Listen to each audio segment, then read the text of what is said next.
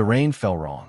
That's what Catherine Reed noticed first when she pulled up to the address at 3:47 in the morning, headlights cutting through darkness that seemed thicker than normal October darkness should be.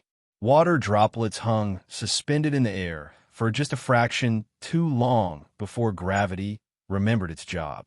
Her daughter Mia pressed against the car window, 8 years old and still believing the world made sense. "Mama, why is the rain doing that?" Catherine had no answer. She had $23 in her checking account, a 2003 Honda Civic that burned oil faster than it burned gas, and an eviction notice that had given them 48 hours to vacate the apartment they'd called home for 3 years. She didn't have the luxury of wondering why rain behaved strangely. The building rose 6 stories from overgrown grounds, its brick facade stained with decades of industrial exhaust and neglect. Windows on the upper floors were boarded over, though Catherine swore she saw light flickering behind some of the planks. The sign hanging crooked above the entrance read, "Meridian Research Laboratory, HST 1952, in letters that had once been gold but were now the color of old teeth. This was her inheritance. The letter from the estate attorney had arrived 4 weeks ago, sandwiched between a final utility shut-off notice and a collections demand for medical bills she'd never be able to pay. Dr. Marcus Holloway, her mother's brother, had died at 84 without ever having met his niece or grandniece. The laboratory property passed to Catherine as his sole remaining blood relative. She Googled the address. The results were sparse and contradictory. The building had been condemned in 1987 after some kind of industrial accident. No, it had been abandoned when funding dried up in 1991. No, it had been seized by the EPA in 1995 for environmental violations. The county records showed it as unoccupied since 2001, taxes unpaid, scheduled for demolition that kept getting delayed for reasons the clerk couldn't explain. The attorney's phone call 3 days ago had been brief and strange. "Ms. Reed, I need to inform you that there's significant interest in your inherited property. Multiple parties have contacted our office. I'd strongly advise you not to visit the premises alone or after dark." When she'd asked why, the line had gone dead. But Catherine was out of options. The shelter wait list had 127 families ahead of them. Her last paycheck from the cleaning service had bounced. Mia's school had started asking questions about why they were showing up in rumpled clothes, why Mia fell asleep in class, why Catherine's pickup address kept changing. This condemned laboratory might be worthless, might be dangerous, might be nothing but another disappointment in a life that had become a catalog of them. But it had a roof and walls, and right now, that was more than Catherine had. The key the attorney had provided fit the main entrance lock, though the mechanism resisted as if it hadn't been turned in years. The door swung inward with a groan that sounded almost biological, like something waking from a long sleep. The lobby made her think of a museum after closing or a church after everyone had gone home. High ceilings disappeared into shadows. Reception desk stood empty, its surface thick with dust except for one spot near the edge where the dust had been recently disturbed. A directory board listed departments by floor: ground floor, administration; second floor, materials science; third floor, atmospheric physics; fourth floor, quantum observation; fifth floor, theoretical applications; sixth floor, director's office. Catherine found a light switch. Half the overhead fixtures flickered to life, revealing a space that had been expensive once, designed to impress. Marble floors, wood paneling on the walls, Art Deco sconces that probably cost more than Catherine made a year back when she'd had a job. Mia's small hand tightened in hers. "I don't like it here." "I know, baby. Just for tonight. Tomorrow we'll figure something else out." The lie tasted familiar. She'd been telling variations of it since Mia's father had died in the accident, since the life insurance had been denied because of the marijuana in his bloodstream, since medical bills from trying to save him had buried them in debt that compound interest turned into a mountain she could never climb. They found a second-floor office with a couch that looked less moldy than the others. Catherine used their sleeping bags from the car, the ones she'd bought at Goodwill 2 months ago when it became clear they'd need them. Mia fell asleep almost immediately, exhausted from another day of pretending everything was fine at school. Catherine sat in the darkness and tried not to think about how far they'd fallen, about the trajectory that had taken her from college graduate with a degree in chemical engineering to homeless mother squatting in her dead uncle's condemned laboratory. The buildings settled around her with sounds that old buildings made, or at least she told herself that's what they were. The knock came at 4:47 in the morning. Catherine's heart hammered as she moved to the office door. Through the frosted glass, she could make out a figure, tall and broad-shouldered. Her phone had 3% battery left. She pulled up 911, but didn't dial. "Who's there?" The voice that answered was male, older, with an accent she couldn't place. "Ms. Reed, my name is Dr. Yuri Volkov. I worked with your uncle for 30 years. I need to speak with you. It's urgent. How do you know I'm here?" "Because I've been watching the building since Marcus died, waiting for you to come." That should have terrified her. Instead, it made her angry. She yanked open the door to confront whoever thought they could intimidate her in the middle of the night. The man who stood there was probably 70, with wild white hair and eyes that looked like they'd seen things that changed how you saw everything else. He wore a suit that had been expensive decades ago, carried a leather briefcase that was older than Catherine, and had the kind of face that suggested he'd forgotten how to sleep sometime in the distant past. "You need to leave. I'm calling the police." "Please don't." His urgency stopped her hand on the phone. "Your uncle left something here, something that powerful people have been searching for. If they know you're here, they'll come." Tonight, as if summoned by his words, headlights swept across the building's exterior. Not one vehicle. 4, maybe 5. They parked in a formation that looked military, surrounding the exits with precision that spoke of planning and practice. Dr. Volkov grabbed her arm. "We need to go. Now. I'm not going anywhere with you. My daughter. Your daughter is why you need to trust me." His eyes held something that looked like genuine fear. Marcus spent 40 years protecting what's in this building. If those men get inside, they won't just take what they came for. They'll eliminate witnesses. The sound of the main entrance being forced open made the decision for her. Catherine ran to where Mia slept, scooped her daughter up in the sleeping bag, felt Mia's confused stirring against her chest. Dr. Volkov was already moving toward the back of the office, pushing aside a filing cabinet to reveal a door Catherine hadn't noticed. The service stairs. Quickly, they descended through darkness punctuated by Volkov's flashlight. Mia, now awake enough to be frightened, but still too sleepy to ask the questions Catherine couldn't have answered. Behind them, she heard voices, multiple men calling out in tones that didn't sound like they were there to help. The basement level smelled of chemicals and old concrete, and something else, something that made Catherine's engineering background prickle with recognition. Ozone, the smell of high-voltage equipment, of plasma discharge, of experiments that pushed physics into uncomfortable territories. Volkov led them through a maze of corridors lined with equipment Catherine didn't recognize. Some of it looked decades old, analog gauges and mechanical controls that belonged to museums. Other pieces appeared impossibly advanced, displays showing data in formats that shouldn't exist, readouts measuring things that didn't have names in any textbook she'd studied.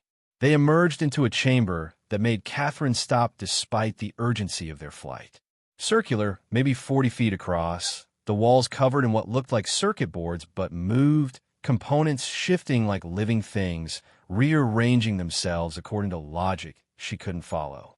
In the center stood a column of something that wasn't quite metal, wasn't quite glass, pulsing with light that seemed to come from within its atomic structure. "What is this place?" Dr. Volkov set down his briefcase. "Your uncle called it the Storm Vault. He built it to contain what he discovered in 1973. The greatest scientific breakthrough of the 20th century and the most dangerous." Mia whispered against Catherine's neck. "Mama, the walls are moving." She was right. The circuit boards were reconfiguring, patterns emerging and dissolving like thoughts made visible. Catherine's mind tried to process what she was seeing through the framework of her engineering education and failed completely. Dr. Volkov opened his briefcase and pulled out a thick folder, its contents yellowed with age. "Your uncle discovered something that shouldn't exist. a method for manipulating localized gravitational fields using quantum entanglement and atmospheric ionization. In simple terms, he learned how to make things fall upward. That's impossible. Catherine heard her own voice saying the words, but part of her remembered the rain outside, the way it had hung suspended before falling. Yes, it should be. Volkov's smile carried no humor. Your uncle thought so too. That's why he spent 40 years trying to understand what he'd created, trying to control it, try to keep it from falling into the wrong hands. The voices were getting closer, echoing down the service stairs they'd just ascended. Dr. Volkov pressed the folder into Catherine's hands. Everything is documented here. The theory, the mathematics, the experimental protocols. But the real treasure isn't the knowledge. It's what that knowledge created. He moved to the central column, pressed his palm against its surface in a pattern that looked like a combination lock made of light. A section slid open, revealing a chamber within the chamber, and inside. Catherine's breath caught. The space was filled with crystalline structures that glowed with their own light, each one roughly the size of her fist, arranged in precise geometric formations that made her eyes hurt if she looked at them directly. They weren't sitting on shelves. They were floating, suspended in what looked like empty air but felt like something denser, something that had mass and intelligence and purpose. Were they? Gravitational stabilizers. Each one represents a year of your uncle's research, a refinement of the original discovery. They're worth more than you can imagine. Not in dollars, though those who want them would pay billions. They're worth something more fundamental. Control over one of the universe's basic forces. Dr. Volkov reached in carefully, lifted one of the crystals with a reverence that suggested he was handling something religious. This single device could power a city for a year using nothing but the ambient gravitational field. It could make vehicles that never touch the ground, buildings that float above flood zones, artificial gravity for space stations. Your uncle patented none of it, published nothing, kept it all hidden because he understood what would happen if the technology got out before humanity was ready. The door to the chamber burst open. 6 men in tactical gear, weapons drawn, moved with professional efficiency to cover all the exits that didn't exist. The man who entered behind them wore an expensive suit and a smile that suggested he'd been planning this moment for a long time. Dr. Volkov, how nostalgic seeing you here at the end. Victor Kessler's voice carried the confidence of someone who'd already won. And you must be Catherine Reed. You inherited quite a fortune. Unfortunately, you won't live long enough to enjoy it. Catherine positioned herself between the armed men and Mia, maternal instinct overriding the terror that wanted to freeze her in place. The folder Dr. Volkov had given her felt heavy in her hands, decades of secrets compressed in a paper that might be the last thing she ever held. Kessler gestured to his men. Take the crystals. All of them. We've waited 40 years for Marcus Holloway to die, so we could finally claim what should have been ours from the beginning. Yours? Catherine found her voice despite the fear. You have no right, right? Kessler laughed. My father funded Holloway's research in 1973. Every discovery was made with Kessler Industries' money. Your uncle stole our investment and hid it in this laboratory while we spent 4 decades trying to force the courts to give us access. Well, the courts don't matter now. Dr. Volkov stepped forward, old hands raised peacefully. Victor, you know what will happen if you take those crystals without proper containment protocols. The gravitational field they generate is stable only within the vault's dampening field. Remove them in. We have containment. Kessler pulled a metal case from one of his men, opened it to reveal magnetic suspension arrays that looked sophisticated but wrong, like someone had tried to reverse engineer technology they didn't fully understand. Your uncle wasn't the only genius in the world, Volkov. He was the only one moral enough not to weaponize his discoveries. The first crystal went into Kessler's case without incident. The second one caused the overhead lights to flicker. By the third, Catherine could feel it in her teeth, a vibration that seemed to come from inside her atoms, like the universe was remembering how to breathe after holding its breath for decades. Stop. Dr. Volkov's voice carried authority that made even the armed men pause. You're disrupting the field balance. The vault maintains equilibrium by distributing the gravitational load across all the crystals simultaneously. Remove them individually, and you'll trigger a cascade failure. Kessler's confidence wavered for just a moment. His eyes went to the chamber's walls where the circuit boards were moving faster now, patterns shifting from organized to chaotic, warning lights appearing in sequences that looked like distress signals in a language no one spoke. He's bluffing. Take them all. The 4 crystal was halfway to the case when the sound started. Not a sound Catherine heard with her ears, but something she felt in her bones, in her blood, in the spaces between her thoughts. The kind of sound that existed before language, before consciousness, before the universe had decided which direction was up and which was down. The column at the chamber's center began to pulse, each throb sending ripples through reality itself. Catherine watched as her hand seemed to exist in 2 places simultaneously, solid and transparent, here and not here, as if the universe couldn't decide which version of her was real. Mia screamed, not from fear, but from wonder. She was floating, sleeping bag and all, rising toward the ceiling with the gentle grace of a balloon released at a birthday party. 3 of Kessler's men lifted off the ground, weapons clattering to the floor as they grasped at empty air for purchase that didn't exist. Put them back. Dr. Volkov shouted over the sound that wasn't sound. Now, before the field inverts completely. But Kessler's greed had calcified into stubbornness. His men grabbed for the remaining crystals, even as the vault's warning system screamed in colors Catherine had never seen before, wavelengths that shouldn't exist in normal space, hues that made her eyes water and her mind try to fold itself into shapes that defied geometry. The 5th crystal came free, and everything stopped. Not paused. Stopped. The concept of time itself seemed to forget its job. Catherine could see dust particles hanging motionless in the air, could count the individual water molecules in Mia's tears, could watch photons crawling through space at speeds that made light look sluggish. Then gravity remembered it could point in any direction it wanted. Kessler's men slammed against the ceiling with force that should have broken bones. Equipment that had been bolted to the floor tore free and flew in directions that geometry said were impossible. The crystals in Kessler's case began to vibrate, resonating with frequencies that made the air itself crack like glass under pressure. Catherine felt herself pulled in 3 directions at once. Toward the floor, toward the ceiling, toward a direction that didn't have a name because it existed perpendicular to the 3 dimensions her brain could process. Mia was shrieking now, genuine terror replacing wonder as forces beyond human comprehension played tug-of-war with her 8-year-old body. Dr. Volkov had wrapped himself around one of the support columns, holding on with strength that shouldn't exist in a 70-year-old body. He was shouting something, words lost in the chaos, gesturing frantically toward a panel on the chamber wall that Catherine hadn't noticed before. She understood, or rather, some part of her that her chemical engineering degree had trained, but never fully activated understood. The vault wasn't just a container. It was a machine, and like any machine, it had emergency protocols. Catherine pushed against gravity that wanted to pull her in 5 directions, fought through space that had become thick as honey, reached the panel as her fingernails began to bleed from the pressure differential forming between her body's interior and the chaos outside her skin. The panel's controls made no sense. Dials marked in units that didn't exist.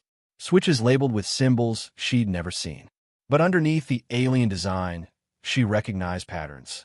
The logic of engineering, of systems designed to fail safely, of protocols built by someone who understood that catastrophe was always one mistake away. Her fingers found what felt right. Not what made sense, but what felt true in a way that transcended logic. She pulled 3 switches, turned 2 dials, pressed a button that seemed to press back against her palm as if testing her resolve. The vault screamed, not the non-sound from before, but an actual audible shriek of machinery pushed beyond its design parameters, of physics bending in ways that made reality complain about the working conditions. The crystals that Kessler had stolen began to glow white-hot, their magnetic containment case warping under thermal stress that had nothing to do with temperature and everything to do with the fundamental forces of the universe throwing a tantrum. Kessler dropped the case. It hit the floor and bounced upward, accelerating toward the ceiling where it embedded itself in concrete that rippled like water on impact. The crystals spilled out, and for a terrible moment Catherine thought they'd lost everything. Then the column at the chamber's center opened completely. What emerged made Catherine's mind try to shut down rather than process what her eyes reported. Not crystals, not machines, something that existed in the space between matter and energy, between solid and wave, between is and isn't. Dr. Volkov's voice cut through her paralysis. The containment field is collapsing. We have seconds before the entire laboratory inverts. Catherine didn't understand what that meant until she looked up and saw the ceiling beginning to flow like liquid stone, saw the walls breathing in and out like lungs, saw reality itself starting to forget the rules it had agreed to follow for the past 13.8 billion years. She grabbed Mia from the air, felt her daughter's weight fluctuating wildly between featherlight and crushing, pulled her close and ran for the door that Dr. Volkov was holding open through sheer force of will. Behind them, Kessler was screaming orders that his men couldn't follow because they were busy trying to remember which direction was down. One of them had dropped his weapon, which was now orbiting his head like a violent moon, spinning faster with each revolution until it blurred into a ring of steel and probability. The corridor outside the vault stretched longer than Catherine remembered, distance becoming negotiable as space itself hiccuped. She ran anyway, feet finding purchase on floor that kept trying to become wall, lungs pulling in air that tasted like lightning and regret. Dr. Volkov was ahead of them, moving with the certainty of someone who'd practiced this evacuation route in nightmares for 40 years. He led them through doorways that appeared where walls had been moments before, up staircases that spiraled in directions Escher would have found concerning, toward an exit that Catherine hoped still remembered how to connect interior and exterior. They burst into the ground floor lobby just as dawn was breaking, or trying to break. The sun seemed confused about which horizon it was supposed to rise from, casting light in colors that suggested it was having second thoughts about the whole photosynthesis arrangement. Outside, the rain had stopped falling entirely. Drops hung suspended at eye level, each one containing tiny universes of probability, each one waiting for gravity to remember its job description. Behind them, the building groaned, not with age or structural failure, but with something worse. The sound of a space trying to exist in too many dimensions simultaneously, of architecture that had been asked to contain the impossible and was finally admitting it couldn't. We need to get at least 3 blocks away. Dr. Volkov was gasping now, old lungs protesting the sprint. When the field completely collapses, there'll be a radius of gravitational chaos extending outward from the vault. Anyone caught inside will experience every possible direction of falling simultaneously. Catherine's mind supplied the physics her education had taught her, extrapolated what that meant for human bodies that expected gravity to pick one direction and stick with it. The results weren't compatible with continued survival. They made it 2 blocks before the collapse happened. The sound arrived first, traveling faster than the speed of sound should allow, because it wasn't actually sound, it was space itself screaming as it tore. Then came the light, colors that didn't exist in normal reality, bleeding outward from the laboratory like a wound in the fabric of existence. The building imploded. Not collapsed, imploded, sucked inward toward a point that shouldn't exist in 3-dimensional space. Matter compressing into configurations that made atomic nuclei look spacious. For a moment, Catherine saw through the walls, saw Kessler and his men trying to run from something that had already caught them, saw them stretched across dimensions like images in a funhouse mirror designed by a cruel god. Then it was over. The laboratory was gone. In its place, a perfect sphere of empty space 40 feet in diameter, its surface so smooth it reflected light with mirror perfection. The building's upper floors hung suspended above the void, supported by nothing, defying every principle of structural engineering Catherine had ever learned. They stood in silence, watching dawn's confused light play across the impossible geometry of what remained. Mia buried her face in Catherine's shoulder, sobbing with relief or terror or the complicated mixture that came from surviving something that should have killed you. Dr. Volkov sank to the curb, old body finally demanding the rest adrenaline had been denying it. Gone. 40 years of work. Gone in minutes because I couldn't convince one greedy man to listen to reason. Catherine's engineer brain was already working the problem, analyzing what had happened, extrapolating consequences. The vault collapsed, but the crystals were absorbed into the implosion field. Volkov's voice carried the weight of watching everything matter disappear. The gravitational stabilizers no longer exist in our dimensional framework. They're somewhere, but not here. Not now. Maybe not ever. The sound of sirens cut through the morning air. Emergency vehicles from multiple agencies converging on the impossible thing that had appeared in their jurisdiction overnight. Catherine looked at the folder still clutched in her hand, its pages somehow untouched by the chaos that had destroyed everything around them. What about the research? The documentation? Dr. Volkov's laugh carried edges of hysteria, poorly contained. That's all that's left. Paper and mathematics.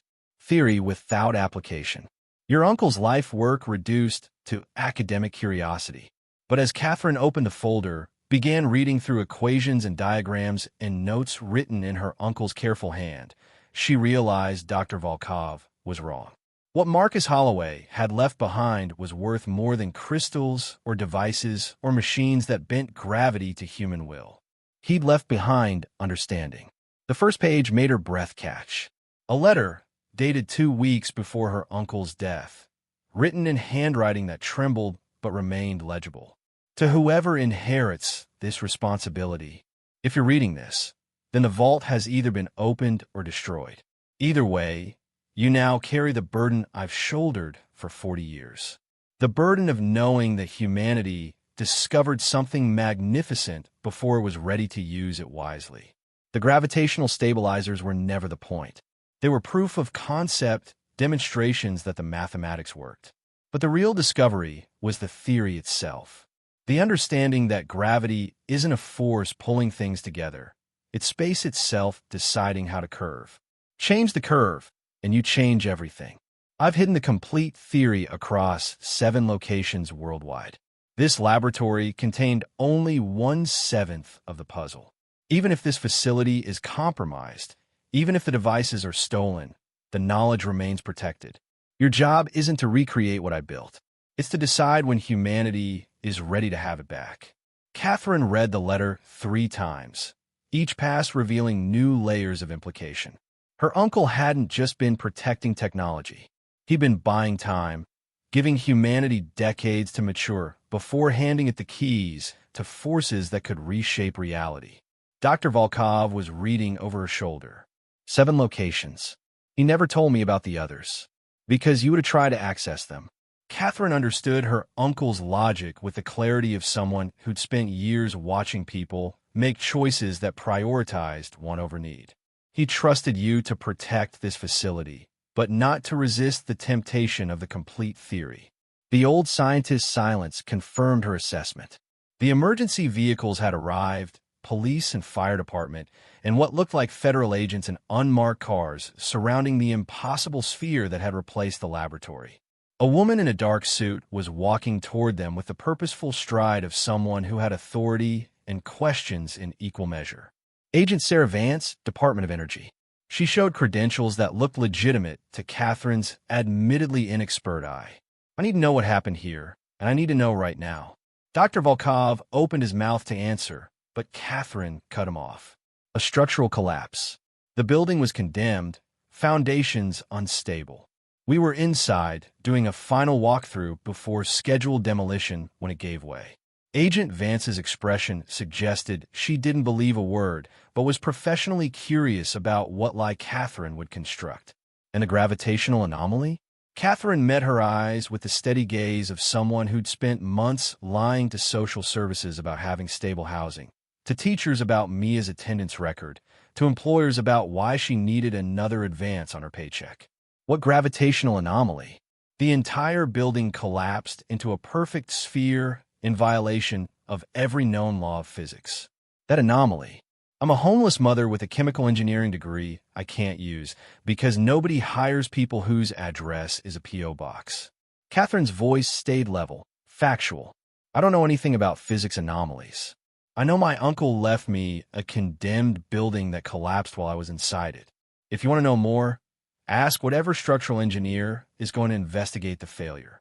Agent Vance studied her for a long moment, then shifted her attention to Dr. Volkov. And you are? Nobody important. The old man's eyes held secrets he had no intention of sharing. I worked maintenance here years ago, heard about the collapse on the news, and came to see. The federal agent clearly didn't believe either of them, but Catherine recognized the calculation happening behind her eyes. Whatever had happened was big enough to require resources and authorization she didn't currently have. She'd be back with warrants and specialists and equipment designed to extract truth from people who didn't want to give it. But that would take time, and time was what Catherine needed. Don't leave town. Agent Vance handed Catherine a business card that probably had tracking devices embedded in the paper. We'll have more questions. They watched her walk back to the perimeter that was forming around the sphere, watched as scientists in hazmat suits began setting up instruments to measure things that couldn't be measured, watched as humanity tried to understand something that resisted understanding by design. Dr. Volkov stood slowly, joints protesting. We should leave before they decide to detain us properly. Where will you go? Catherine looked at Mia, who had finally stopped crying and was now watching the impossible sphere with the fascination of a child who hadn't yet learned that reality was supposed to make sense. I don't know. We don't have anywhere. Your uncle had a contingency plan. Volkov pulled a key from his pocket, old brass, tarnished with age. Safe house, 20 miles north. Fully stocked, off the grid, title in a trust that will transfer to you once I make a phone call. He prepared for this scenario decades ago. Why didn't he contact me while he was alive? The question had been burning in Catherine's chest since she'd received the inheritance letter. If he cared enough to leave me all this, why did he never reach out? Dr. Volkov's expression softened. He tried. 15 years ago, when you graduated college. He wanted to offer you a position here, working on the research. But then he saw you were pregnant, saw you'd married someone who made you happy. He decided not to interfere, not to risk pulling you into the dangerous world he inhabited. He thought you were safer in not knowing him. Catherine felt tears she'd been holding back since the collapse finally break free. So he watched from a distance. Like I was some experiment he was monitoring. Like you were family he was protecting. Volkov handed her the key. He left you everything that mattered. The safe house, access to accounts that contain enough money to rebuild your life, and most importantly, the choice.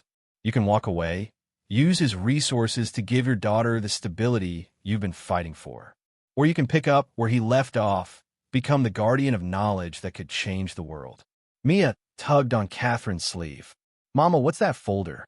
Catherine looked down at the paper she'd been clutching, at equations that mapped forces she barely understood, at diagrams that showed machines that shouldn't exist. Your great-uncle's life work, baby. A treasure map, but instead of gold, it leads to understanding. Can we keep it? The question from an 8-year-old cut through complexity and reduced everything to its essential choice. Keep it or abandon it. Carry the burden or set it down. Step into her uncle's footsteps or walk away toward the normal life she'd been trying to build before disaster after disaster had torn it apart. Dr. Volkov was watching her with eyes that had seen brilliant people make this choice before, had watched some run toward the responsibility and others run away from it, had learned not to judge because both paths had merit and cost in equal measure. Catherine made her decision. Yes, baby, we're keeping it. The safe house occupied 5 acres of wooded land, accessible only by a dirt road that didn't appear on any map Catherine checked. The structure itself was modest from the outside, single-story ranch that could have been any rural property owner's retirement project. Only when Dr. Volkov unlocked the door did its true nature become apparent. The interior had been designed by someone who understood that safety meant redundancy, and redundancy meant preparing for threats most people never imagined. Reinforced walls hidden behind standard drywall. Windows that looked ordinary, but were actually multi-layer composites designed to stop bullets and contain explosions. A basement that extended 40 feet underground, carved from bedrock and lined with Faraday cages that would block any electromagnetic signal. This was his real laboratory. Dr. Volkov led them through rooms filled with equipment that made the destroyed facility look primitive by comparison. After the incident in 1973, after he realized what he'd discovered, Marcus moved his serious research here. The city laboratory was for show, for maintaining the appearance of normal scientific work. This was where the real breakthroughs happened. Catherine walked through a library whose shelves held journals dating back 40 years.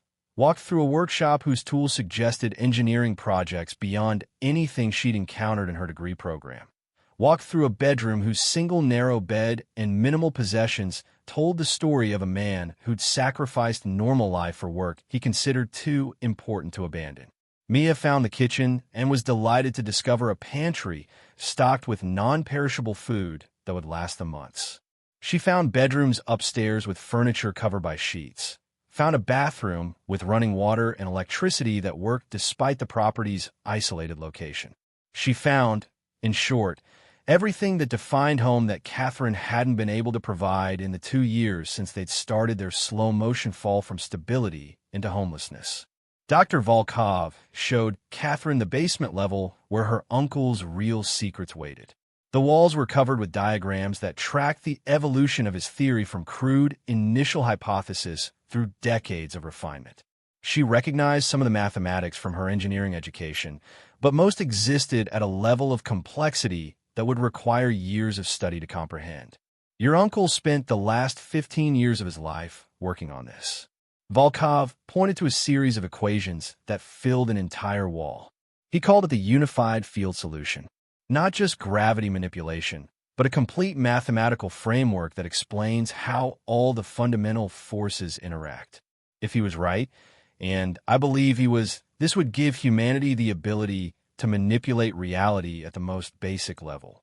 Catherine felt the weight of that knowledge settle onto her shoulders like a physical thing. And he hid it because we're not ready. Because giving us that power now would be like giving a 3-year-old a loaded gun. Volkov's voice carried conviction born from watching history repeat itself. He'd seen what happened in World War II when brilliant minds unlocked nuclear fission before humanity had the wisdom to use it responsibly. He didn't want to make that mistake with an even more powerful discovery. So what am I supposed to do with this? Catherine gestured at the walls covered with knowledge that could reshape civilization. Sit on it for another 40 years? Pass it to Mia when I die and hope she's wiser than I am? Dr. Volkov opened a filing cabinet and removed a folder that looked identical to the one Catherine had rescued from the collapse. This is what Marcus wanted. Not secrecy forever, but careful revelation over time. He identified 7 students across the world, brilliant minds in different fields, each given 1/7 of the complete theory. When 6 of them independently verify their pieces and request access to the final synthesis, that's when you release everything. Why 6 out of 7? Because 7 out of 7 would be too easy. Volkov's smile suggested her uncle's paranoia had been thorough. It means multiple independent research teams have to reach the threshold where they're asking the right questions. It means the global scientific community has matured to the point where they can handle the answers. It means you're not releasing dangerous knowledge into a world that will weaponize it immediately. Catherine opened the folder and found photographs. 7 faces, ranging in age from 30s to 60s, each with biographical information clipped to their image. Names she recognized from scientific journals. Researchers whose work had pushed boundaries in materials science, quantum mechanics, atmospheric physics, all the fields her uncle's discovery touched. Have any of them requested access to the complete theory? 2. Dr. Volkov indicated photos of a woman in Beijing and a man in Berlin. 3 years ago, Dr. Nakamura submitted papers that suggested she derived the gravitational manipulation equations independently.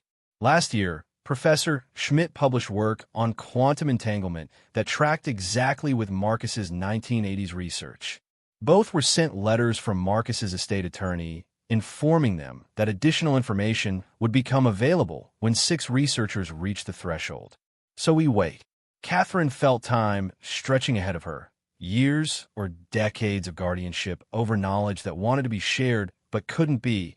Not yet. Not until humanity proved it was ready for forces that could reshape reality. We wait. And while we wait, you study.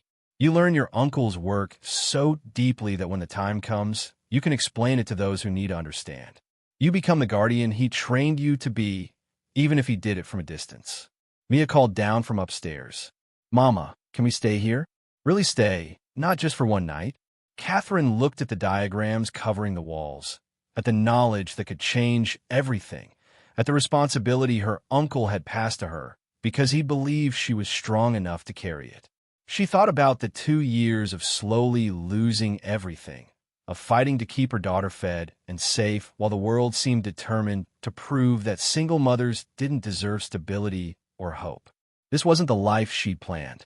She'd wanted the white-collar career her degree promised, the suburban house with good schools, the steady climb toward middle-class security.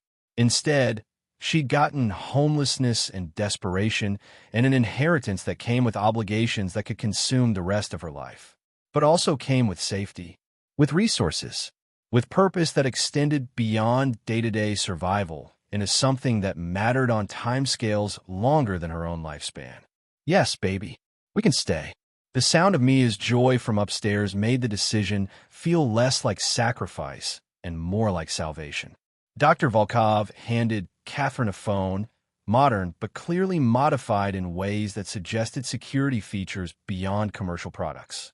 This connects to a secure network that Marcus established. 6 other guardians worldwide, each protecting 1/7 of the theory. You'll receive weekly reports on any significant developments in related research fields. If anyone gets close to dangerous applications before the 6 researcher threshold is met, you coordinate with the other guardians to prevent premature revelation. "I don't know if I can do this." Catherine's honesty felt safer than false confidence. "I'm a chemical engineer who couldn't keep a job because grief made me unreliable. I'm not qualified to be the guardian of world-changing knowledge." Neither was Marcus when he started. Volkov's voice carried memories of watching a brilliant but unprepared young scientist transform under the weight of discovery. He was a junior researcher who stumbled onto something enormous and spent the rest of his life growing into the responsibility. You'll do the same. You have time. Use it. The first month in the safe house taught Catherine that stability was a skill she'd forgotten how to practice. Mia adapted faster, the resilience of childhood allowing her to accept that they now lived in a house with heat that worked and food that didn't come from food banks, that she could sleep in the same bed every night without wondering if tomorrow would bring eviction or worse. Catherine spent her days in the basement laboratory, learning to read her uncle's handwriting the way archaeologists learn dead languages, decoding not just the mathematics, but the thinking behind it.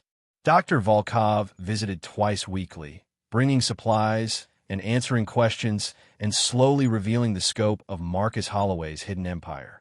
The safe house was paid for through a trust that had existed since 1985. The account contained $2.3 million, accumulated through careful investment of the modest salary her uncle had paid himself while pouring everything else into maintaining the network of guardians and secure facilities. It was enough. More than enough.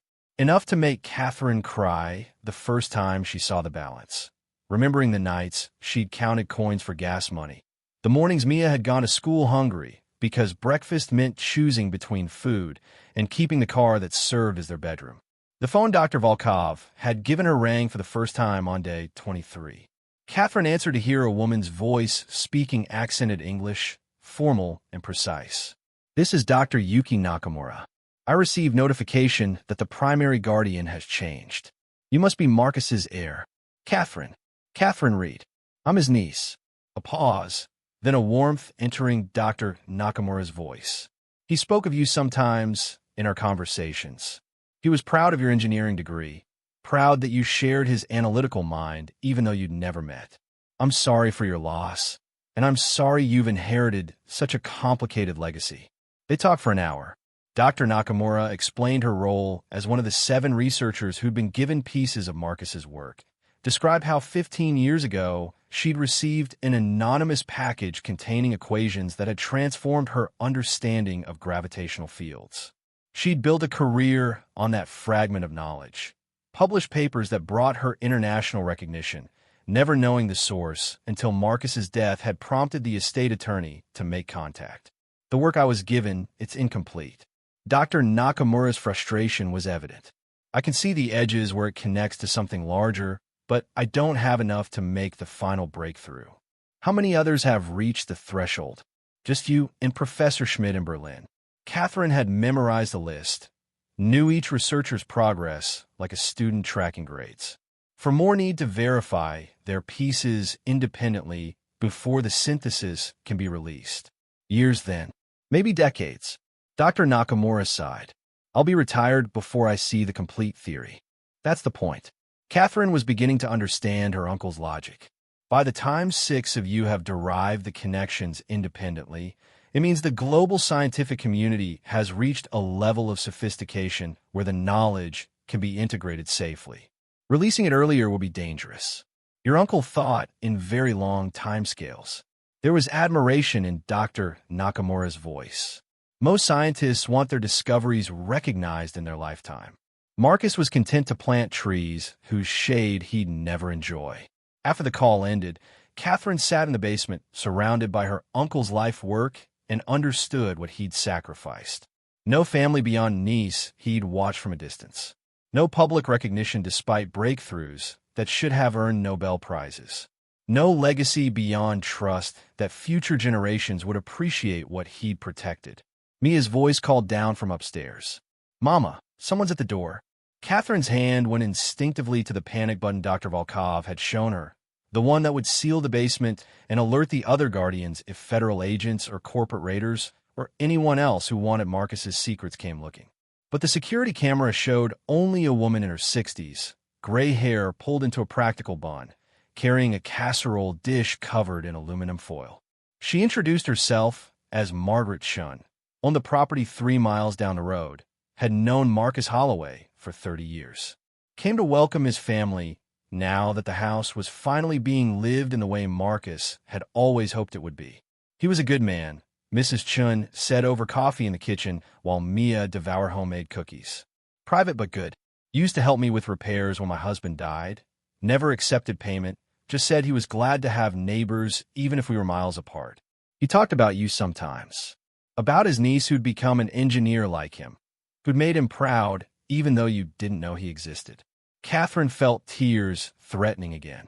Why didn't he reach out? If he cared, why keep the distance? Mrs. Chin's smile held understanding earned through decades of watching human nature complicate simple truths. Because he knew his life was dangerous. Not physically, though that was part of it. Dangerous in the sense that knowing him meant inheriting responsibilities most people shouldn't carry. He kept his distance to protect you from that burden. That he left it to you anyway suggests he thought you were strong enough to handle what he couldn't protect you from forever. The visits from Mrs. Chun became weekly rituals. She brought food and company and stories about Marcus that filled in the outline of a man Catherine had never known but was beginning to understand. He'd lived simply, worked constantly, made exactly one close friend in Dr. Volkov, who shared his dedication to protecting dangerous knowledge from those who'd misuse it. 6 weeks after moving into the safe house, Catherine received a call from Agent Sarah Vance. The federal investigation into the laboratory collapse had concluded, and the findings were classified, but Agent Vance was calling off the record to share what she could. The sphere remains. It's perfectly stable, perfectly inexplicable, and perfectly frustrating to every physicist we've brought in. Agent Vance's professional composure couldn't quite hide her curiosity. We found Victor Kessler's body, or what was left of it. Cause of death is listed as gravitational catastrophic failure, which is the medical examiner's way of saying he was pulled apart by forces we don't understand. His men are in federal custody facing charges related to breaking and entering and industrial espionage, but nothing related to your uncle's research because officially that research doesn't exist. What about the building? Catherine kept her voice neutral. The upper floors? Condemned and scheduled for demolition. Though every structural engineer we've consulted says the remaining structure shouldn't be able to support itself without the lower levels. It just hangs there 40 feet in the air, attached to nothing. We've cordoned it off, but we can't explain it, can't fix it, and can't make it go away. Catherine thought about the crystalline stabilizers, about devices that could make buildings float and cities fly and gravity itself become negotiable. Her uncle had built something that resisted destruction even when the building containing it was erased from normal space. The proof of concept remained, hanging in the air like a question that would wait decades or centuries for humanity to become wise enough to answer. I'm closing the case. Agent Vance's tone shifted, became almost friendly. Officially, it was a structural collapse of a condemned building. No foul play, no anomalies beyond standard seismic activity.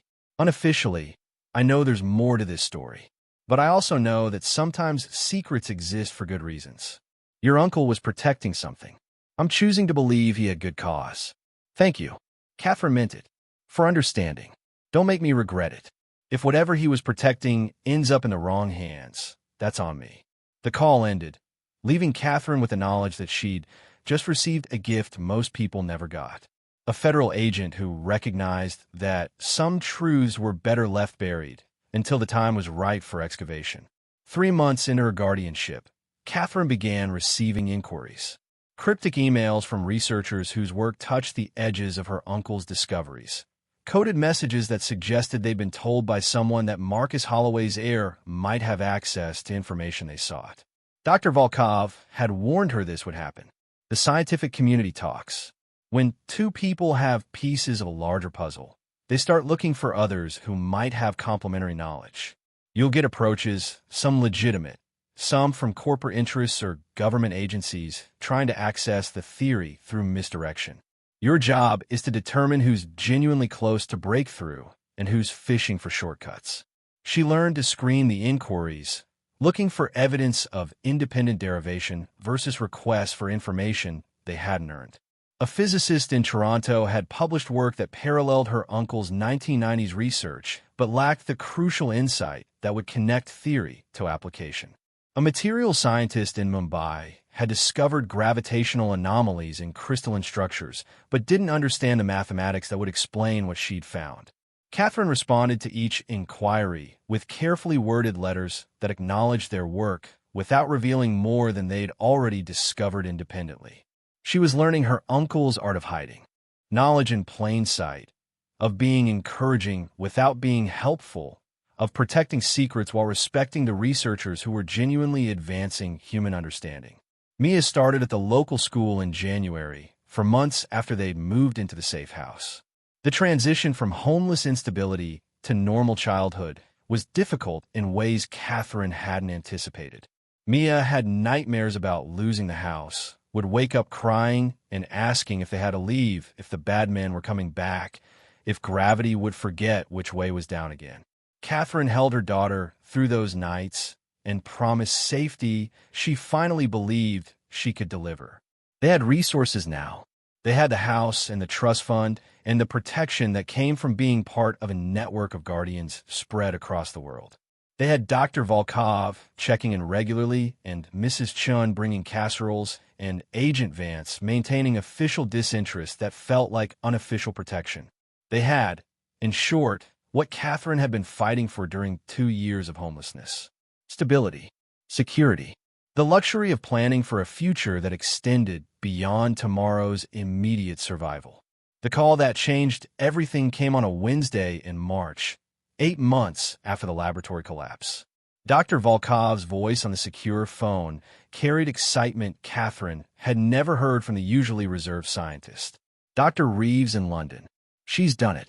Independent derivation of the quantum entanglement protocols. That's the third researcher across the threshold. Catherine felt her pulse quicken. 3 out of 7. They were approaching the halfway point that would trigger the sequence her uncle had designed. How long until we reached 6? Dr. Volkov's pause suggested he was doing calculations. Based on current research trajectories and publication rates, I'd estimate 4 to 7 years. Maybe sooner if the three who've already crossed the threshold collaborate and accelerate each other's work. 4 to 7 years. Time that felt both impossibly long and frighteningly short. Long enough for Mia to reach her teenage years, for Catherine to master her uncle's complete theory, for the world to change in ways that might make humanity more ready for transformative knowledge. Short enough that Catherine could see the endpoint of her guardianship approaching, could imagine the day when she'd release secrets that had been protected for nearly 50 years. There's something else. Dr. Volkov's tone shifted. The other guardians want to meet you. There's a gathering every 5 years, all 7 of us in a neutral location, to coordinate and share information about research progress. This year it's in Switzerland, 6 weeks from now. You should come. I can't leave Mia alone for that long. Bring her. Mrs. Chun can watch her during the meetings. It's important that you meet the others, that you understand you're part of a community carrying this responsibility together. The gathering took place in a chalet outside Lucerne, accessed by a mountain road that discouraged casual visitors and a security system that would have impressed military installations. 6 people waited when Catherine and Mia arrived, ranging in age from late 50s to early 80s, representing guardians who'd been protecting their pieces of Marcus Holloway's legacy for decades. Dr. Volkov made introductions. Dr. James Morrison, Oxford, guardian of the atmospheric physics component. Dr. Sarah Okonkwo, Nairobi, protecting the materials science applications. Professor Lu Wei, Shanghai, holding the quantum observation protocols. Dr. Carlos Mendez, Sao Paulo, guardian of the theoretical mathematics. Dr. Ingrid Svensson, Stockholm, protecting the energy transfer equations. And Dr. Heinrich Baum, Vienna, who'd been Marcus's closest colleague before retiring to become guardian of the historical documentation. They welcomed Catherine as one of them, shared stories about Marcus that painted a portrait of a man who'd been mentor, friend, and sometimes difficult collaborator to people spread across the world. He'd chosen each guardian carefully, had trusted them with pieces of knowledge that individually were revolutionary but incomplete, that only in combination would give humanity power over fundamental forces. The formal meetings covered research progress, threat assessments, protocols for handling inquiries from scientists approaching breakthrough. But the informal conversations, held over meals and evening wine, revealed the human cost of guardianship. Dr. Morrison talked about turning down lucrative corporate positions because accepting them would have compromised his ability to protect his piece of the theory. Dr. Okonkwo described lying to family about why she couldn't publish certain findings, watching younger colleagues receive credit for work she'd done years earlier but couldn't reveal. Professor Lu Wei spoke of the loneliness of carrying secrets that couldn't be shared even with closest friends. Catherine listened and recognized her own future in their stories. Decades of protecting knowledge while watching the world slowly become ready to receive it. Years of being guardian first and everything else second. A lifetime of serving a cause that most people would never know existed. But she also saw the satisfaction they took in their work, the pride of knowing they'd helped prevent dangerous knowledge from being weaponized or commercialized before humanity had the wisdom to use it responsibly. They were playing a very long game, and they were winning even though most of the world would never know the game was being played. On the final evening, Dr. Baum pulled Catherine aside with a wooden box that looked as old as he was. This was Marcus's. He asked me to give it to you when you attended your first gathering, when you'd proven your commitment to the guardianship. Inside the box, Catherine found a journal filled with her uncle's handwriting, entries dating from 1973 through his final days. Personal reflections rather than scientific notes, thoughts on the burden he carried and the choices he'd made, and the hope that someday his sacrifice would prove worthwhile. One entry, dated 3 months before his death, was addressed directly to her. Catherine, if you're reading this, then you've accepted the responsibility I never wanted to give you. I'm sorry. Sorry for the distance I maintained. Sorry for the burden I've left. Sorry that your inheritance is obligation rather than simple wealth. But I'm also grateful. Grateful that you're strong enough to carry this. Grateful that my work will continue through you. Grateful that I can face death knowing the knowledge I protected will remain protected by someone who shares my blood and my dedication to doing what's right even when it's hard. The money in the trust is yours to use as you see fit. Live comfortably. Give Mia the childhood you couldn't have during those hard years. But know that the real inheritance is the work, and the work never ends. The guardianship passes from generation to generation until humanity proves itself wise enough to receive what we've been protecting. You're part of a family now, not just the 6 other guardians, though they are your brothers and sisters in purpose, but a family that extends backward to the first human who realized that some knowledge was too powerful to share carelessly, and forward to the descendants who'll finally release what we've been protecting when the time is right. I watched you from a distance and saw a woman who faced hardship with courage, who protected her daughter with fierce love, who kept trying even when every reasonable person would have given up. Those qualities are what make a guardian. The intelligence to understand the work, the wisdom to protect it, and the strength to carry the burden without breaking under its weight. I'm proud of you. I wish I'd been brave enough to tell you that while I was alive. But cowardice is my failure, not yours. You're everything I hoped you'd be, and you'll do work that matters in ways most people never achieve. Build well, Catherine. Protect wisely. And when the time comes to release what we've been holding, do it with the understanding that you're giving humanity the tools to reshape reality.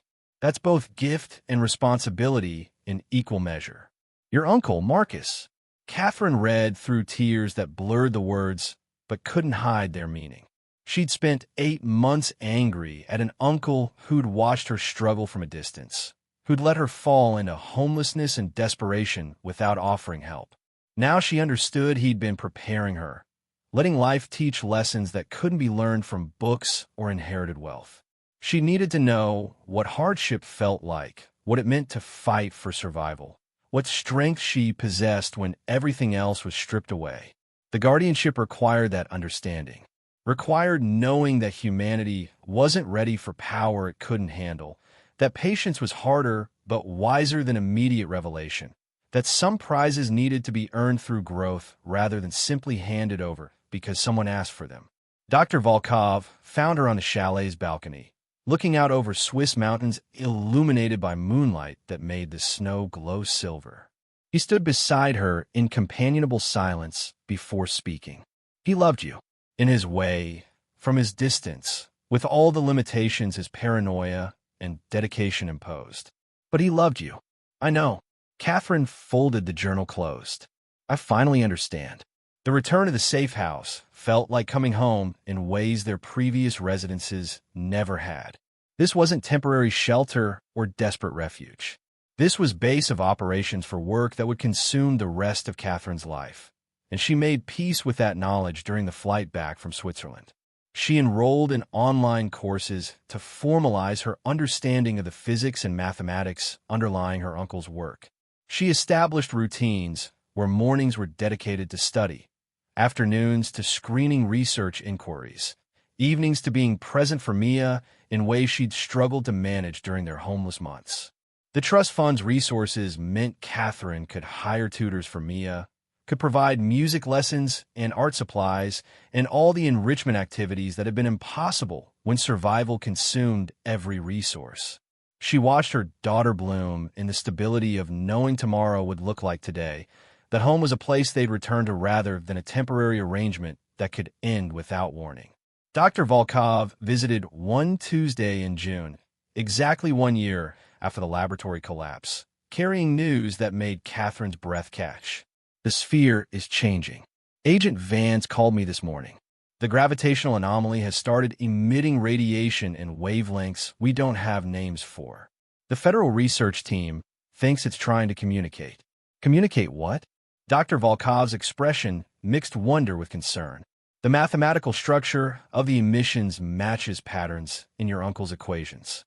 The sphere isn't just a void where the building used to be. It's a message encoded in gravitational waves, broadcasting the same theory Marcus spent 40 years protecting. Catherine felt the implications settle like stones in her stomach. So anyone with the right equipment could receive it, could decode it, could access knowledge we've been protecting. In theory, yes. In practice, no. The encoding is sophisticated enough that you need to already understand the framework to decrypt the message. It's like Marcus left a time capsule that will only open for people who've already figured out enough to deserve access to what's inside. A message for the future. Catherine smiled despite herself. Even in death, he's still teaching, still protecting, still making sure knowledge is only shared with those ready to understand it. The media attention came slowly at first, then accelerated as physicists worldwide began detecting the sphere's emissions. News coverage framed it as the Holloway anomaly, named for the laboratory's director who died shortly before the collapse. Speculation ran wild. Alien communication. Interdimensional portal. Government experiment gone wrong. Quantum computer achieving consciousness. None of the speculation touched the truth, because the truth was protected by complexity that made it inaccessible to those without decades of foundation to build upon. Catherine watched the coverage with amusement, seeing her uncle's paranoia vindicated. He designed his life's work to be hiding in plain sight, visible to anyone who looked, but comprehensible only to those who'd earned understanding through their own research. Dr. Nakamura called from Tokyo with barely contained excitement. I've been analyzing the emissions. Catherine, they're beautiful. The mathematical structure is more elegant than anything I've seen in 30 years of research. I can decode about 30% of it based on the piece Marcus gave me. That means the complete theory is even more comprehensive than I'd imagined. Are you close to breakthrough? 5 years. Maybe less if Dr. Schmidt and Dr. Reeves collaborate with me. We could form a research consortium, pool our fragments, accelerate toward the threshold. That's what my uncle wanted. Catherine felt certainty settling over her. Independent verification, yes, but also collaboration. The ability to work together instead of competing. That proves maturity that didn't exist when he made his discovery. The consortium formed 3 months later. Dr. Nakamura in Tokyo, Professor Schmidt in Berlin, and Dr. Reeves in London establishing secure communication and beginning the work of combining their pieces into larger understanding. They published papers that danced around the edges of gravitational manipulation without quite explaining how it worked, that suggested practical applications without providing blueprints, that tantalized the global scientific community with possibilities while withholding the key that would unlock implementation. Catherine monitored their progress through weekly reports, watched as their work drew attention from other researchers, saw new inquiries coming in from scientists who'd been inspired to explore related fields. The network effect was beginning. Knowledge spreading in controlled waves, building toward the critical mass where breakthrough would cascade across multiple research teams simultaneously. 2 years after the laboratory collapse, Dr. Volkov arrived at the safe house with news that made Catherine's hands shake. The valuation is complete. He set down a report thick enough to serve as foundation for the house itself. The federal government wanted to assess the potential value of your uncle's estate for tax purposes. They hired independent consultants, physicists and economists and technology specialists to estimate what the unified field solution would be worth if it were released today.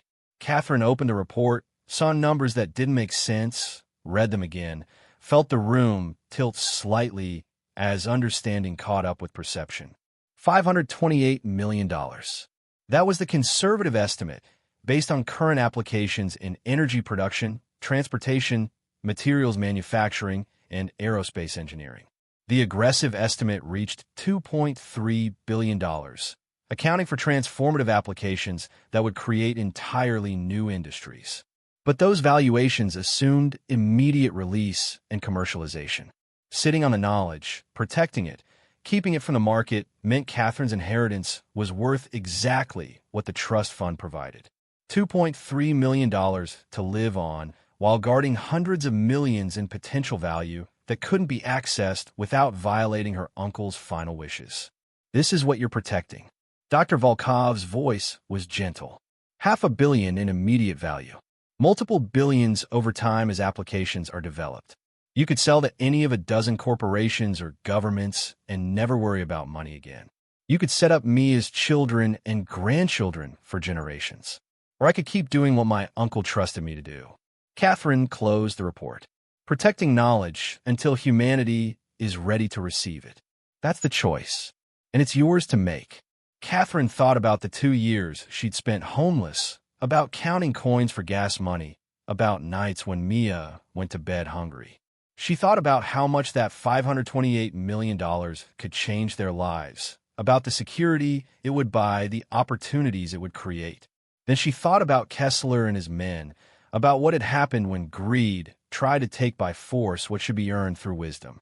She thought about the sphere hanging in space above the laboratory's foundation, about her uncle spending 40 years protecting something more valuable than any sum of money. We keep protecting it. The decision came easier than it should have. When 6 researchers reach the threshold, when humanity proves it's ready, then we release it. Not before. Dr. Volkov's smile held pride and relief in equal measure. Marcus chose well. That evening, Catherine sat Mia down for a conversation they'd been avoiding for 2 years. Her daughter was 10 now, old enough to understand complexity, old enough to begin grasping what Catherine had inherited beyond money and property. Your great-uncle discovered something important, something that could help millions of people but could hurt billions if released too soon. He trusted me to protect it until the right time comes. That means we live simply, even though we could be rich. It means I spend my days studying instead of working a normal job. It means your inheritance will be responsibility as much as resources. Mia listened with the seriousness of someone who'd learned during homeless months that life demanded difficult choices. Will I have to protect it too? When I'm grown up? Maybe. Catherine took her daughter's hand. Or maybe by then, humanity will be ready, and I'll have released it, and your inheritance will just be the knowledge that our family did something that mattered.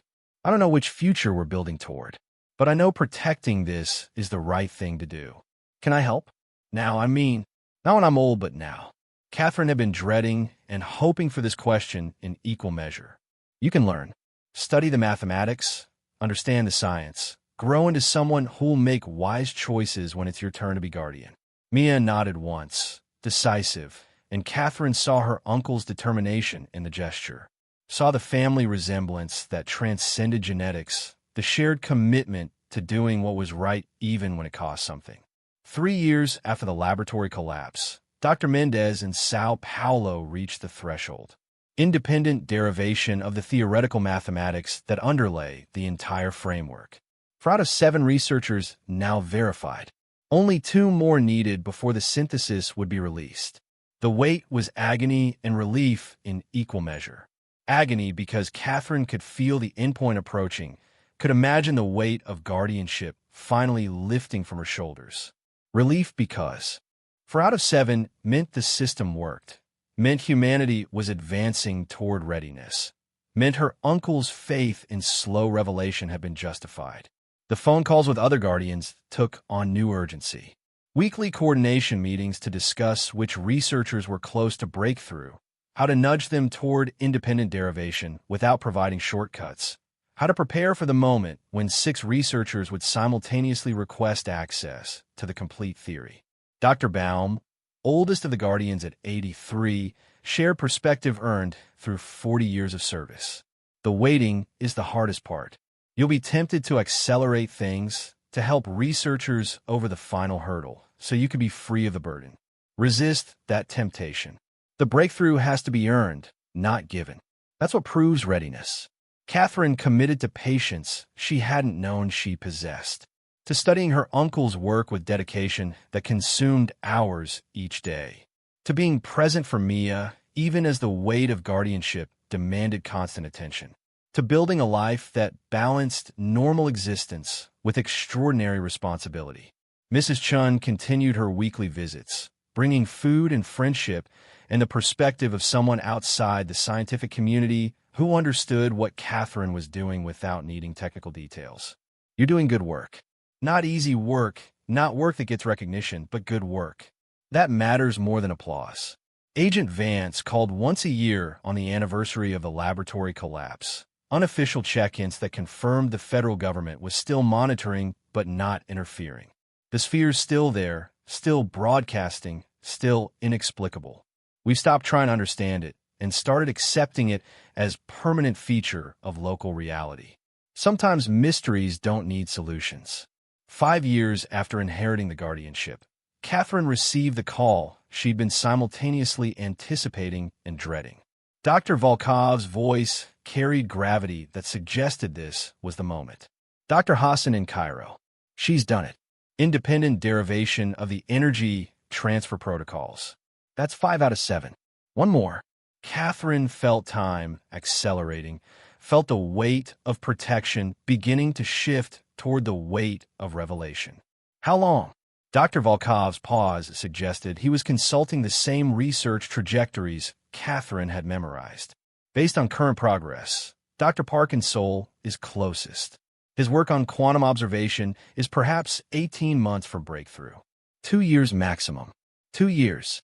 Time enough to prepare Mia for the change that would come when the knowledge was released, when the guardianship ended, when Catherine's inheritance transformed from burden to legacy completed. She spent those months creating documentation that would explain to future generations why the knowledge had been protected, what her uncle had sacrificed, why patience had mattered more than immediate progress. She interviewed each guardian, recording their stories for historical archive that would someday explain this era when humanity's greatest scientific breakthrough had been deliberately hidden to prevent its misuse. Dr. Morrison described watching students discover pieces of the theory and having to guide them away from dangerous applications without explaining why certain research paths were forbidden. Dr. Okonkwo talked about the pride she felt watching humanity slowly mature into readiness for transformative knowledge. Professor Lu Wei spoke of trust that future generations would appreciate the gift they were being prepared to receive. The archive grew into comprehensive documentation of guardianship, of how 7 people across the world had coordinated to protect and slowly reveal knowledge that could reshape civilization. It would be published when the complete theory was released, would explain to a confused world why Marcus Holloway's breakthrough had remained hidden for nearly 50 years after its discovery. Mia was 13 when Drive Park achieved his breakthrough. Catherine received the notification at 3:47 in the morning, exactly 7 years after she'd first arrived at the condemned laboratory with $23 in her pocket and nowhere left to run. 6 out of 7. The threshold was met. The protocol Marcus had established was specific. Once 6 researchers independently verified their pieces and requested access to synthesis, Catherine would have 30 days to prepare the release. The complete theory would be published simultaneously in 7 languages across peer-reviewed journals worldwide. The Guardians would hold a press conference explaining the decades of protection, the reasoning behind slow revelation, the hope that humanity was finally ready to receive what had been withheld. Catherine spent those 30 days in preparation that felt like grieving and celebration in equal measure. Grieving because the guardianship that had defined her life for 7 years was ending. Celebrating because she'd succeeded at what her uncle had trusted her to do, had protected knowledge until humanity proved itself ready through the hard work of independent research. Dr. Volkov helped prepare the final documentation, ensuring every equation was verified, every application explained, every safety protocol included. They would release understanding, but also responsibility. The knowledge of how to manipulate gravity came with explicit warnings about applications that should never be attempted, safeguards that needed to be in place, consequences that would follow if the technology were weaponized. The press conference was scheduled for a Tuesday in June, 7 years and 1 week after the laboratory collapse. Catherine stood with the other 6 guardians before cameras from every major news organization worldwide, prepared to explain something that would sound like science fiction until the evidence was presented. Dr. Volkov spoke first, providing historical context. In 1973, Dr. Marcus Holloway discovered a method for manipulating localized gravitational fields. The breakthrough was so significant and potentially so dangerous that he made the difficult choice to protect it rather than publish it immediately. Dr. Nakamura presented the scientific evidence, the papers from 6 independent researchers who derived pieces of the theory through their own work, the verification that humanity had reached sufficient sophistication to integrate the knowledge safely. Catherine's turn came last. She spoke not as scientist, but as niece, as mother, as woman who'd inherited burden she hadn't asked for and carried it because it mattered. My uncle gave up normal life to protect this discovery. He watched from a distance as his family lived without him, maintained secrets even from those he loved, sacrificed recognition and wealth and relationships because he believed some knowledge was too powerful to share before humanity was ready to receive it responsibly. She paused, seeing in her mind the journal entry where her uncle had explained his choices, had apologized for the distance, had expressed hope that someday his sacrifice would matter. Today we're releasing his life's work because 6 brilliant researchers independently verified that humanity has reached the threshold where we can integrate this knowledge wisely. This isn't a gift from the past.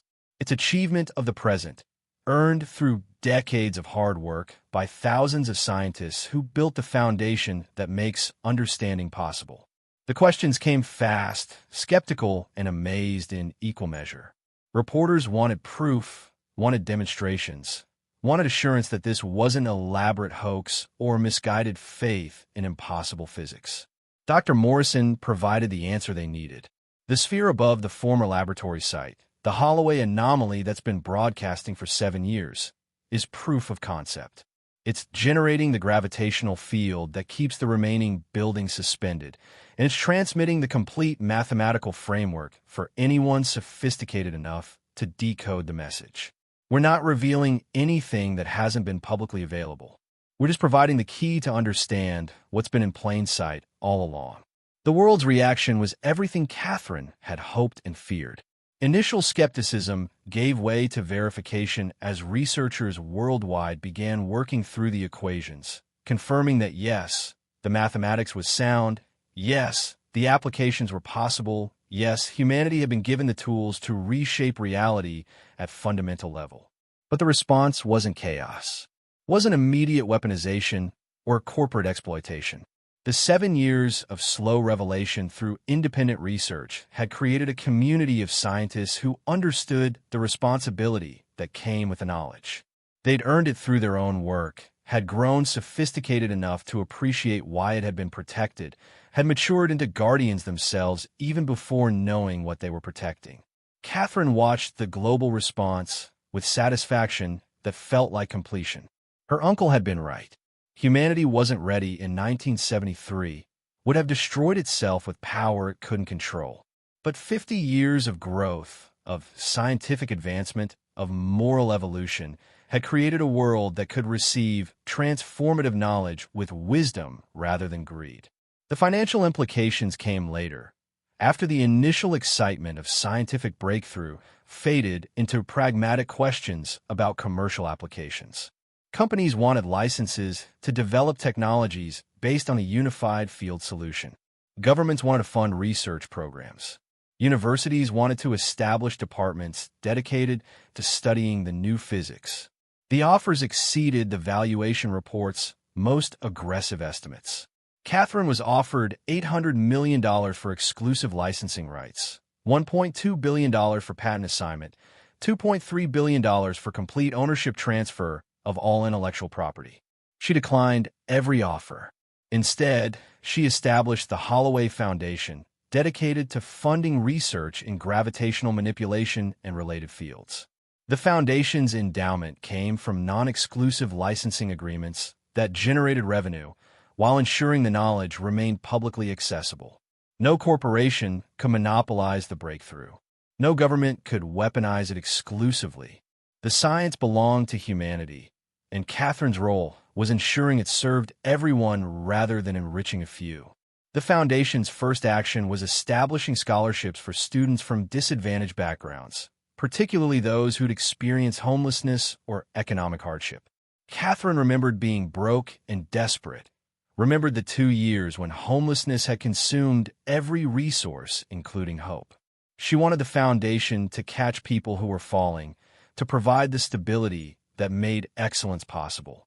Mia helped design the scholarship program, 13-year-old wisdom informing criteria that valued resilience as much as academic achievement. They prioritized applicants who'd overcome obstacles, who kept trying when giving up would have been easier, who demonstrated the kind of strength that guardianship required even if they never served in that capacity. The first scholarship recipients included a single mother who'd been living in her car while completing her engineering degree, a former foster child who'd taught himself physics using library books, a teenager who'd fled violence in her home country and learned English while studying advanced mathematics. Each of them received full funding for university, living expenses, and mentorship from researchers working on applications of a unified field solution. Dr. Volkov called the scholarship program Marcus's real legacy. Not the science, though that matters, but the understanding that brilliance exists everywhere, even in people that circumstances have pushed to margins. Your uncle knew that. He'd watched you fight through hardship and recognize strength that formal credentials never measure. 7 years and 6 months after the laboratory collapse, Catherine received a letter that made her cry harder than she had since reading her uncle's journal. The letter came from a researcher in Mumbai, Dr. Priya Sharma, whose work Catherine had been following for years through the Guardian Network.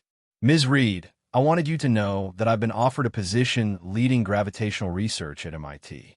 This would have been impossible without your uncle's work, and without the foundation you established, making the knowledge accessible to researchers regardless of funding.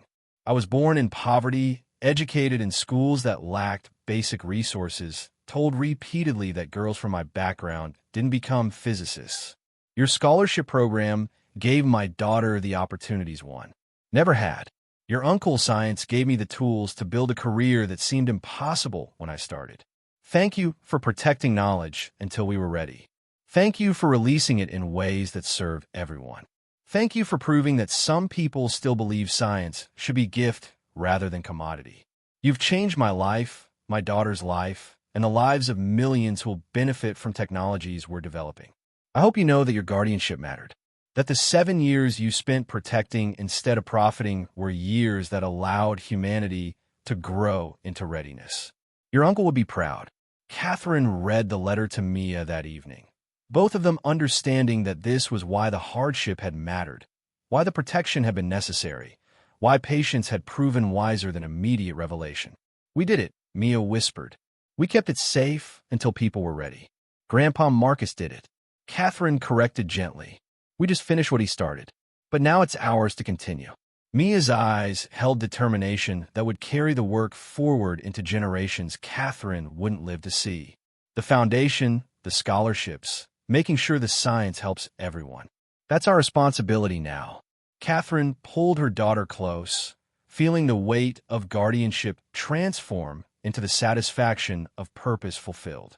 The condensed laboratory was gone, collapsed into a sphere that would hang in space as permanent reminder of the price protection had demanded. The $528 million in potential value had been converted into foundation endowment that would fund research for centuries. And Mia, who'd been 8 years old and living in a car, was now 13 and talking about continuing work that mattered on timescales longer than any single life. That evening, Catherine walked to the basement laboratory where her uncle's diagrams still covered the walls, where his journals documented 40 years of choices that cost him everything except integrity. She touched the equations that had consumed his life, traced the careful handwriting that had taught her more than mathematics. Thank you, she whispered to the man she'd never met but finally understood, for trusting me, for believing I was strong enough, for showing me that some treasures are worth protecting even when protection costs everything. The walls didn't answer, but Catherine felt certainty settle over her like her uncle's blessing from beyond whatever darkness waited after death. She'd completed the work, had protected knowledge until humanity proved ready, had honored trust that had been given without condition or certainty that it would be honored. Upstairs, Mia called down that dinner was ready, that Mrs. Chun had brought her famous dumplings, that life was continuing in all its ordinary magnificence. Catherine climbed the stairs toward the normal life she'd fought to build, toward the daughter who'd inherited strength rather than despair, toward the future that stretched forward with promise earned through sacrifice. The rain outside fell in normal directions now, obeying gravity that had remembered its original programming. But Catherine knew that somewhere in laboratories worldwide, researchers were learning to make water fall upward, to make buildings float, to make gravity itself negotiable through understanding her uncle had protected for 50 years. The treasure hadn't been gold or crystals or devices worth millions. It had been knowledge, protected until humanity could receive it with wisdom, released when 6 researchers proved through independent work that the world had grown sophisticated enough to integrate transformative discovery.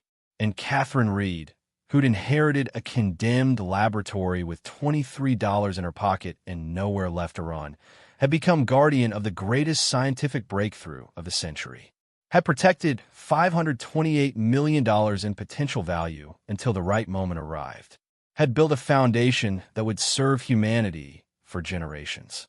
Her uncle had chosen well. The work would continue. The knowledge would spread.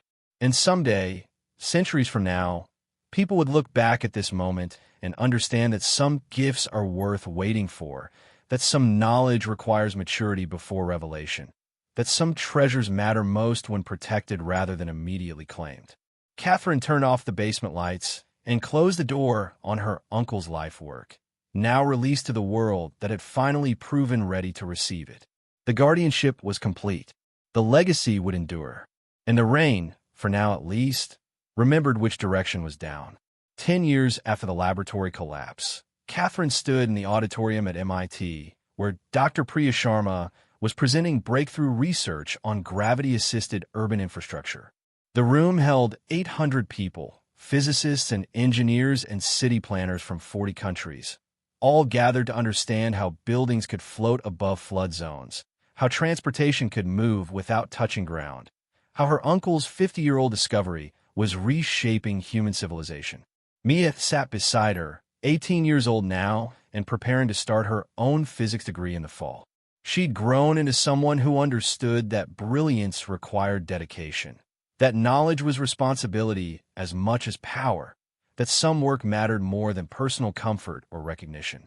The presentation showed cities in Bangladesh where floating platforms housed millions above rising sea levels, showed transportation networks in Japan where vehicles moved along gravitational corridors without friction or fuel consumption, showed space stations where artificial gravity made long-term habitation possible, where children born in orbit could grow up with bone density and muscle development identical to Earth-born peers. This is the future Marcus Holloway protected. Dr. Sharma's voice filled the auditorium with gratitude that felt personal despite addressing hundreds. He knew that releasing this technology in 1973 would have led to weaponization, to corporate monopolization, to applications that serve profit over people. By waiting, by trusting that humanity would mature, he gave us the gift of readiness along with the gift of knowledge. Catherine felt tears she'd learned to accept as permanent feature of watching her uncle's legacy unfold. The tears came not from sadness, but from overwhelming sense of rightness, of seeing choices vindicated, of knowing that the 7 years she'd spent protecting instead of profiting had been exactly what the moment required. After the presentation, Dr. Sharma sought Catherine out in the crowd, pulled her aside for conversation that couldn't happen in public because it involved numbers that most people would find incomprehensible. The latest valuation came in. Dr. Sharma kept her voice low.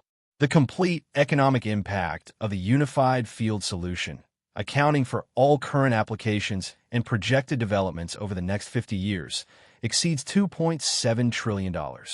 That's trillion with a T. Catherine's mind tried to process the number and failed. Not because the mathematics were difficult, but because the magnitude suggested her uncle's discovery ranked among the most valuable contributions to human civilization in recorded history. More transformative than the printing press, more economically significant than the internet, more foundational than the discovery of electricity. Your foundation's endowment is currently $47 billion. Dr. Sharma continued.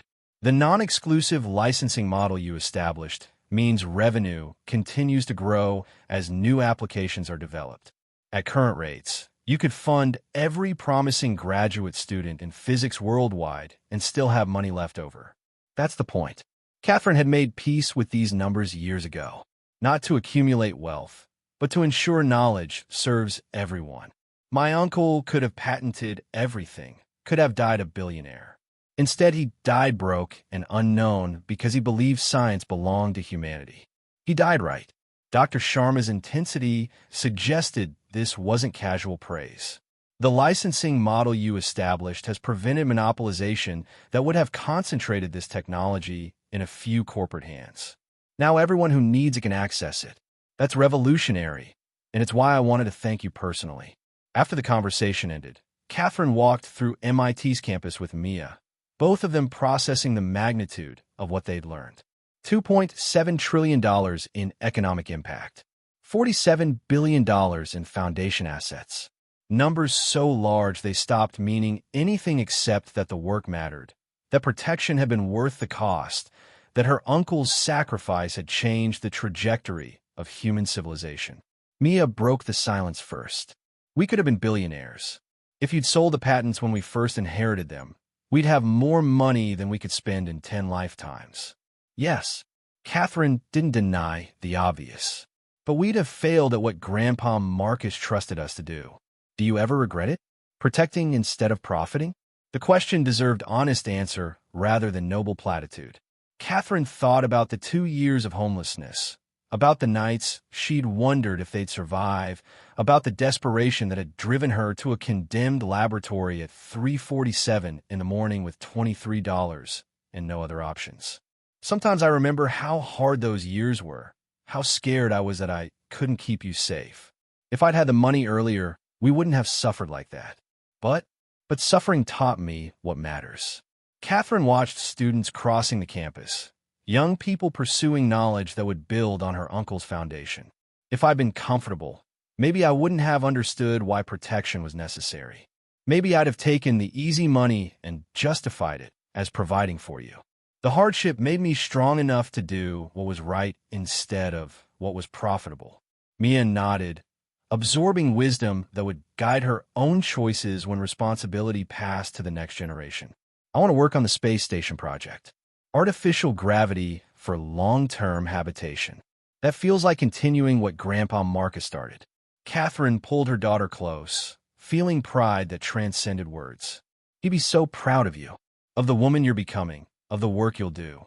They stood together watching sunset paint the campus in colors that reminded Catherine of the light that had emerged when a vault collapsed, wavelengths that shouldn't exist in normal space, hues that suggested reality was more flexible than most people imagined. Her phone rang, Dr. Volkov's number appearing on the screen, with timing that suggested he'd been waiting for the presentation to end before calling. Catherine, we have a situation. His voice carried urgency that made her pulse quicken. A research team in Russia has derived something Marcus didn't include in the release theory. Something he deliberately held back because it was too dangerous even for humanity at our current sophistication level. What did they discover? Temporal manipulation. Volkov's words came carefully, as if speaking them too loudly might make the danger more real. Marcus's gravitational equations, when extended in certain directions, suggest methods for altering localized time flow. The Russian team published preliminary findings this morning. Within hours, 3 governments and 6 corporations contacted them with funding offers. Catherine felt cold settle into her bones. Time manipulation, the ability to make hours pass as minutes, to age or de-age matter, to potentially reach backward and forward along dimensions that should remain inaccessible. That's beyond anything we're ready for. Yes, which is why I'm calling. Marcus left protocols for this scenario. Hidden documentation about discoveries too dangerous to release even when humanity proved ready for gravity manipulation. He entrusted that documentation to you, Catherine. It's in the safe house, in a vault you haven't accessed yet. Where? The basement, behind the northwest wall panel.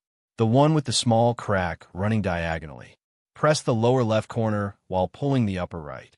Inside you'll find a second journal, one Marcus kept, separate from everything else. It contains discoveries he made after the 1973 breakthrough, things he learned that he prayed humanity would never need, but prepared for just in case. Catherine ended the call and immediately began planning. She and Mia needed to return to the safe house, needed to access documentation that her uncle had hidden even from the other Guardians, needed to determine whether the Russian team's discovery could be contained or whether humanity was about to receive knowledge it absolutely wasn't prepared to handle responsibly. The drive home took 3 hours, Catherine pushing the speed limit while Mia researched everything she could find about the Russian team's publication. The preliminary findings were dense with mathematics that danced around explicit explanations, but the implications were clear to anyone who understood the underlying framework. Time wasn't as fixed as most people assumed. Change gravity sufficiently in localized area, and temporal flow became variable. We're not ready for this. Mia's voice was small, frightened in ways the laboratory collapse hadn't achieved because she'd been too young then to fully understand the danger. People can barely handle gravity manipulation responsibly. Adding time control would be catastrophic. That's why your great-uncle hid it. Catherine kept her eyes on the road, her mind racing through scenarios and consequences. He knew that some knowledge was too dangerous to exist even in protected form, that some discoveries needed to be unmade, buried so deeply that even brilliant people couldn't resurrect them. They reached the safe house at 11:47 p.m., both of them going directly to the basement without bothering to turn on lights upstairs. Catherine found the wall panel Dr. Volkov had described, found the cracks she'd noticed years ago, but never investigated, pressed, and pulled in the pattern that revealed a second hidden space. The vault behind the panel was small, barely large enough to hold the leather-bound journal that sat alone in the darkness. Catherine lifted it with reverence usually reserved for religious texts, feeling the weight of her uncle's final secrets pressing against her palms. The first page confirmed her fears. To whoever finds this after I'm gone, if you're reading these words, then someone has discovered what I hoped would remain hidden forever. The temporal manipulation equations that extend from the gravitational framework. I found them in 1979, 6 years after the original breakthrough, and I've spent the decades since trying to understand whether they represent knowledge that should exist. I don't have an answer. What I have is documentation of what I discovered, protocols for containment if someone else derives the same findings, and a desperate hope that humanity will prove wise enough to recognize when knowledge should be actively suppressed rather than protected for eventual release. The choice is yours now. You can follow the protocols I've established, can work with the other Guardians to contain the temporal research, can try to convince the global scientific community that some doors should remain closed even when we've learned how to open them. Or you can accept that knowledge, once discovered, cannot be undiscovered, that the genie is out of the bottle, and the only path forward is through rather than back. I don't envy you this choice. It's harder than anything I've faced because I could hide my discovery. You'll be trying to hide someone else's work, and that's infinitely more difficult. But I trust you. I trusted you with the gravitational research, and you handled it perfectly. I trust you with this too, even knowing that success might be impossible. Build well. Choose wisely, and forgive me for leaving you with this burden. Marcus. Catherine read the entry aloud, so Mia could hear, both of them understanding that they'd just inherited responsibility that made the previous guardianship look simple by comparison. Before, they'd been protecting knowledge until humanity was ready. Now they'd be trying to suppress knowledge that humanity might never be ready for. The journal's subsequent pages detailed protocols that Marcus had established with the other original Guardians, contingency plans for scenarios where dangerous extensions of the core theory emerged, contact procedures for governments that could be trusted to understand the threat, legal frameworks for classifying research as existential risk requiring international cooperation to contain, scientific arguments for why certain knowledge needed to be actively opposed rather than passively protected. There's a phone number. Mia pointed to the final page. A secure line to the United Nations Scientific Ethics Council. Grandpa Marcus helped establish it in 1985 specifically for scenarios like this. Catherine looked at the number, at her uncle's careful handwriting recording contact information for people who understood that scientific progress wasn't always beneficial, that some capabilities needed to be restricted even from researchers who'd earned access through brilliant work. She made the call at midnight, reaching a duty officer who immediately patched her through to the council chair when she identified herself as Marcus Holloway's heir reporting a temporal research breach. The conversation lasted 90 minutes. Catherine explained the Russian team's findings, shared Marcus's warnings about temporal manipulation, outlined the containment protocols her uncle had established for exactly this scenario. The council chair listened with the attention of someone who'd been preparing for this call for decades. "We'll initiate emergency protocols immediately." His voice carried authority earned through managing previous crises where knowledge had threatened to escape containment. "But Ms. Reed, I need you to understand something. We can slow the research, can classify it at highest security levels, can apply international pressure to prevent publication. But we can't uninvent what's been discovered. The mathematics exists now. Other teams will derive it independently. So what do? We buy time. The same thing your uncle did in 1973. We delay immediate applications, create regulations requiring extensive safety testing, establish international treaties restricting temporal manipulation research to approve facilities with proper oversight. We give humanity another 50 years to mature before this technology becomes accessible. And if we can't contain it?" The pause suggested he considered this scenario and didn't like the conclusions. "Then we hope the same thing your uncle hoped. That humanity will prove wiser than our worst instincts. That knowledge will be used to help rather than harm. That the scientists who develop applications will do so with responsibility rather than greed." After the call ended, Catherine sat in the basement, surrounded by her uncle's documentation, feeling the weight of guardianship multiply itself. She'd spent 10 years protecting knowledge for eventual release. Now she'd spend the next decades trying to prevent release, trying to keep temporal manipulation contained until humanity demonstrated readiness that might never come. Mia broke the silence with observation that cut through Catherine's spiraling thoughts. Grandpa Marcus did this alone for 40 years. We have each other, and we have the other guardians, and we have international support structures he helped build. We're not alone. The wisdom in her daughter's words helped Catherine find her footing. Mia was right. Marcus had faced his crisis in isolation, with no precedent and no support network. Catherine had infrastructure he'd created, had allies he'd cultivated, had protocols he'd established specifically so future guardians wouldn't have to fight these battles alone. "We can do this." Catherine said it aloud to make it true. "We'll contain the temporal research the same way Grandpa Marcus contained the gravitational discovery. We'll buy time for humanity to grow up. And when we can't contain it anymore, we'll make sure it's released responsibly rather than explosively." Mia nodded, determination replacing fear in her expression. "I'll help. Whatever you need, however long it takes." They spent that night reading through Marcus's complete documentation, learning protocols he'd spent decades developing, understanding contingencies he'd hoped would never be necessary but had prepared for anyway, because preparation was what Guardians did. The morning brought calls from other Guardians who'd been contacted by the UN Council, who were being briefed on the temporal crisis, who were preparing to coordinate containment efforts across their respective regions. Dr. Volkov arrived at the safe house by noon, bringing with him files that Marcus had entrusted to his care for exactly this scenario.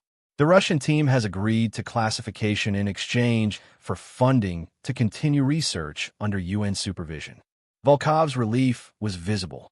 "They're brilliant, but not reckless." When we explained the dangers of premature temporal manipulation, they understood immediately. "So it's contained?" "For now." But Dr. Volkov's expression suggested the victory was temporary.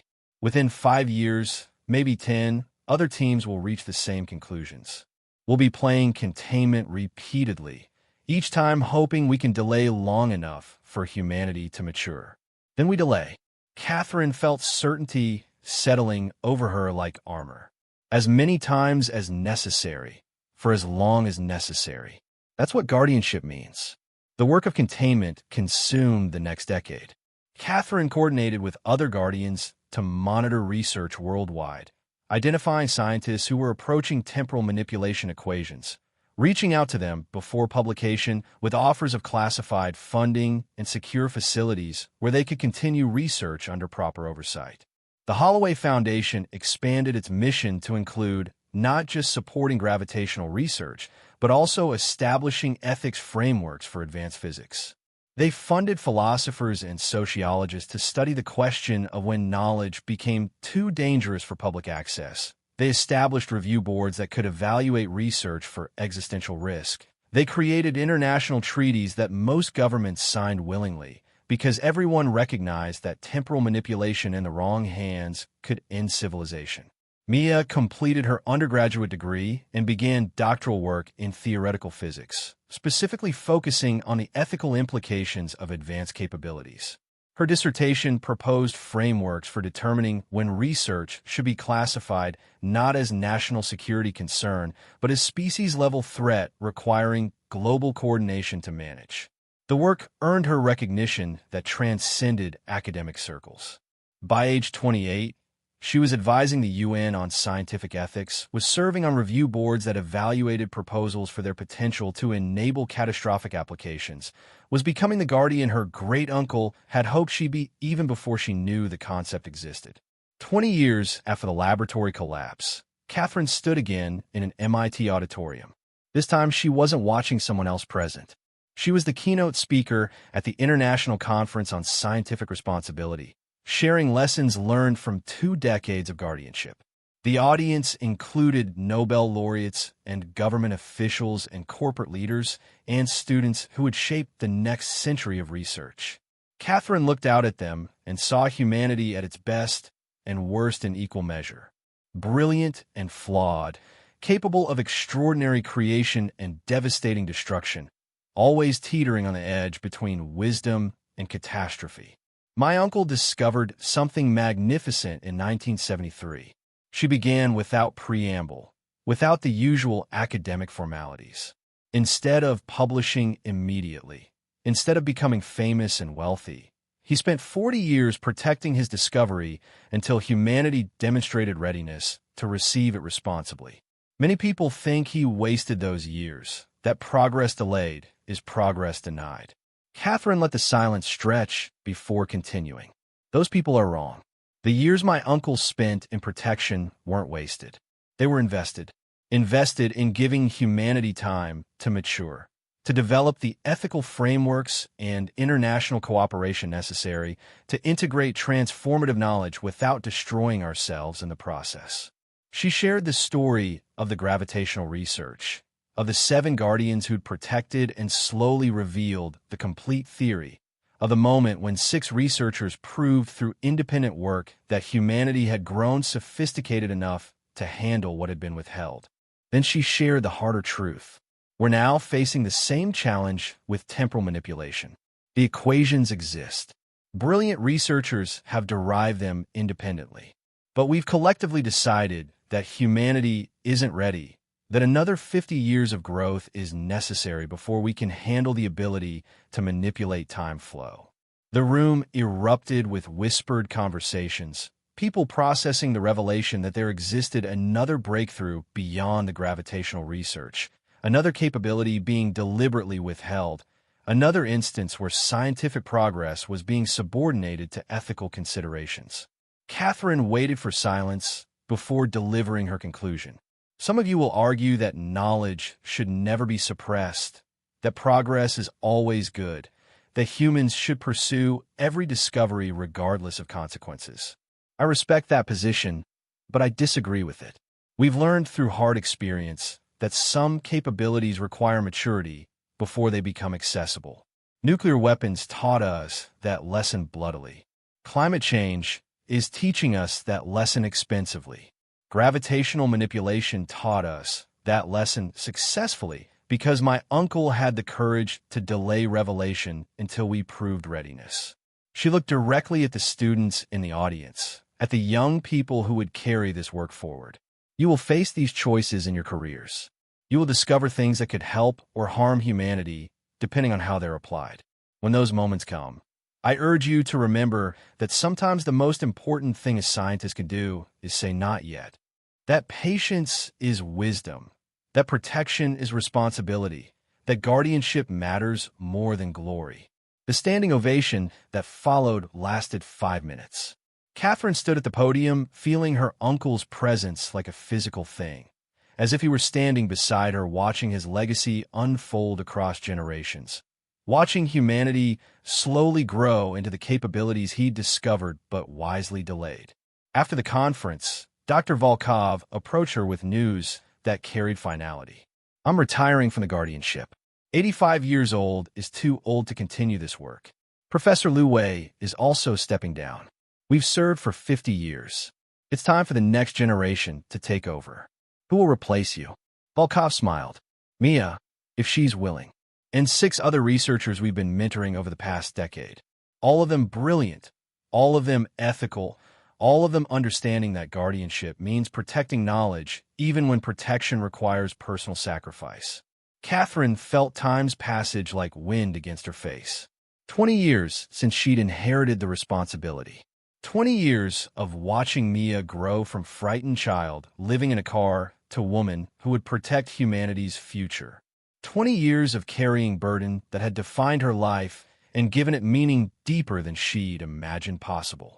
The formal transfer of guardianship happened at the safe house 6 months later. All 7 of the outgoing guardians present, along with the 7 incoming guardians who would carry the work forward. Mia stood among them, 28 years old and ready for responsibility that would consume the rest of her life, just as it had consumed her mother's and great-uncles. Dr. Volkov performed the ceremony, simple words that had been passed down through generations of guardians before Marcus Holloway had formalized the tradition. You're accepting responsibility for knowledge that could change the world. You will protect it until humanity proves ready. You will resist pressure from governments and corporations who want immediate access. You will watch researchers approach breakthrough and guide them toward or away from discovery based on readiness assessments. You will live with secrets that isolate you from normal life. You will sacrifice recognition and wealth and sometimes relationships because guardianship demands total commitment. He paused, letting the weight of the words settle. Do you accept this burden? 7 voices answered in unison. Mia's among them. We accept. Catherine watched her daughter take the oath and felt something loosen in her chest. Relief and sadness braided together impossibly tight. Relief that the work would continue, that humanity would remain protected. Sadness that Mia's life would now be defined by responsibility rather than possibility, by guardianship rather than freedom. But also pride. Overwhelming pride that her daughter had chosen this path voluntarily, had grown into someone who understood that some work mattered more than personal comfort or happiness. That evening, after the ceremony concluded and the other guardians had departed, Catherine and Mia sat on the safe house porch watching stars appear in darkness that made them seem closer than daylight allowed. The same porch where Catherine had read her uncle's journal 20 years ago, where she'd first understood what inheritance really meant. Do you ever regret it? Mia asked, echoing the question she'd posed years ago, but with new understanding of what the answer cost. Taking on a guardianship, protecting instead of profiting, living a life defined by someone else's sacrifice. Catherine thought about the 2 years of homelessness, about the 20 years of guardianship, about the daughter sitting beside her who'd become a woman she could barely comprehend. She thought about her uncle's choices, about the price he'd paid and the legacy he'd built. No, the answer came without hesitation. This work mattered. Protecting humanity from knowledge it wasn't ready for, giving civilization time to mature, ensuring that when breakthrough came it served everyone rather than enriching or empowering a few. That's worth more than any amount of money or recognition. Even if no one knows what we did, especially if no one knows. Catherine pulled Mia close, feeling the familiar weight of love and responsibility intertwined. The best guardianship is invisible. If we've done our job right, Humanity will receive knowledge when ready and never realize how close they came to receiving it when they weren't. They sat in silence, watching the night deepen around them, both understanding that their work was far from over. The temporal manipulation research needed continued containment. New discoveries would emerge requiring new guardianship. The responsibility would pass from generation to generation until humanity finally proved itself wise enough to handle forces that could reshape reality. But for now, in this moment, they had each other and the house that Marcus Holloway had built and the knowledge that what they were doing mattered, even if most of the world would never know it happened. Catherine looked up at stars that her uncle's research might someday make accessible, at distances that gravitational manipulation could eventually bridge, at futures that temporal research might someday enable if humanity survived long enough to deserve such capabilities. The inheritance she'd received at 3:47 in the morning with $23 in her pocket hadn't been the condemned laboratory or the trust fund or even the $528 million in knowledge value. It had been purpose, responsibility, work that mattered across generations. And now she'd pass that inheritance to Mia, who would carry it forward into futures Catherine wouldn't live to see, who would protect knowledge for grandchildren not yet born, who would continue the work Marcus Holloway had begun 50 years ago when he discovered that rain could fall upward and decided humanity wasn't ready to know. The guardianship would continue. The knowledge would be protected. And someday, when humanity finally proved itself worthy, the secrets would be released and civilization would transform in ways that justified every year of waiting, every sacrifice of guardians who chose protection over profit, wisdom over glory. Catherine closed her eyes and whispered to her uncle across the void that separated living from dead. We did it. We're still doing it. And we'll keep doing it until humanity is finally ready for what you discovered. The stars didn't answer, but she felt certainty settle over her like his blessing. The work would continue. The legacy would endure. And the rain, when it finally fell upward for everyone, would do so because guardians had protected knowledge until wisdom caught up with capability. That was the real treasure. That was what her uncle had left her. That was worth every sacrifice the guardianship demanded.